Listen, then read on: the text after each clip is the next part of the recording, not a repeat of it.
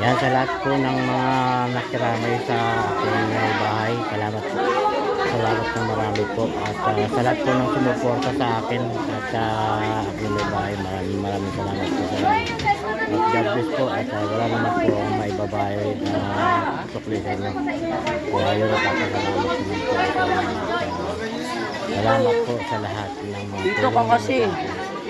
mga tulong ninyo sa amin ng aking pamilya. Thank you very much po sa inyo lahat.